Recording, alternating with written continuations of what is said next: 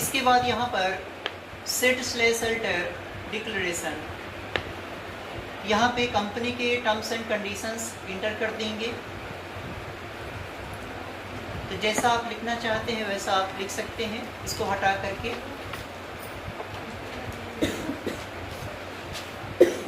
जैसे लिखा रहता है बिल में कि खरीदा गया आइटम्स वापस नहीं होगा या फिर कुछ लिखा रहता है, तो वो सारी जानकारी आप लिख सकते हैं।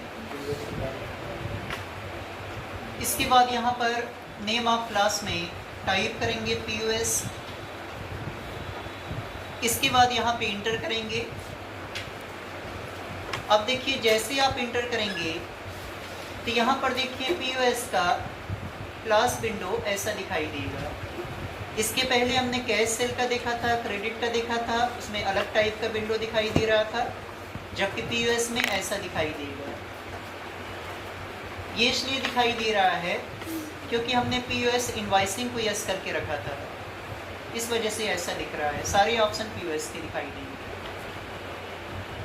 इसमें देख सकते हैं यहाँ पे गिफ्ट वाउचर्स है, इसमें एनेबल है, और यहाँ पे देखिए लेजर नेम है।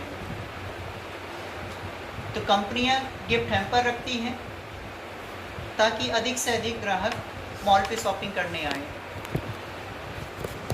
कंपनियां कई सारी स्कीम रखती हैं, जैसे कि एक आइटम्स के साथ 2 आइटम फ्री, या फिर कोई आइटम लेते हैं तो उसके साथ कुछ आइटम फ्री, तो ऐसा स्कीम रखा जाता है मॉल में। तो यहाँ पर इसको यस करेंगे। इसके अलावा कंपनियाँ कुछ गिफ्ट हैम्पर भी रखती हैं पैसे के रूप में। यदि आप कोई आइटम लेते हैं 500 रुपये का, तो उसमें कोई वाउचर आपको मिलेगा और उसमें कुछ पैसा मिलेगा। तो यहाँ पर यस करेंगे, और यहाँ पर देखिए वाउचर नेम, लेजर नेम। तो यहाँ पर आपको गिफ्ट कार्ड का एक लेजर तैयार कर लेना है। यहाँ पे देख सकते हैं लिस्ट ऑफ लेजर अकाउंट्स में गिफ्ट कार्ड का लेजर नहीं बना है। अगर आपको यहाँ पर गिफ्ट कार्ड का लेजर बनाना है तो इसके लिए आप यहाँ पर Alt+C प्रेस करेंगे। जैसे आप Alt+C प्रेस करेंगे तो देख सकते हैं कि यहाँ पर लेजर क्रिएशन के सेकेंडरी विंडो पर आ गए, और यहाँ पर नेम पे टाइप करेंगे गिफ्ट कार्ड या गिफ्ट वाउचर भी लिख सकते हैं। तो हमने टाइप किया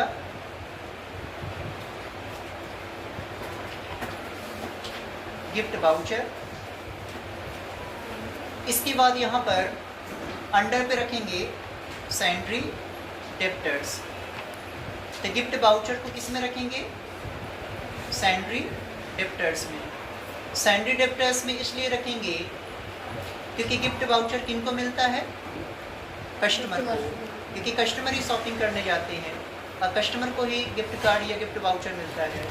इस वजह से हमने यहाँ पे सैंड्री डेप्टर्स दिया, और इसके बाद Ctrl+A से इसको एक्सेप्ट करेंगे। इसके बाद नीचे दिखाई देगा क्रेडिट/डेबिट कार्ड पेमेंट। अगर मान लीजिए कि कस्टमर के द्वारा क्रेडिट कार्ड या डेबिट कार्ड के माध्यम से पेमेंट दिया जा रहा है और वो पैसा हमें रिसीव हो रहा है, तो यहाँ पर हम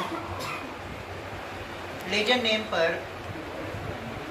लिस्ट ऑफ लेजर अकाउंट पर उस बैंक को सेलेक्ट करेंगे जिस बैंक खाते पर हम ये पैसा जाएगा।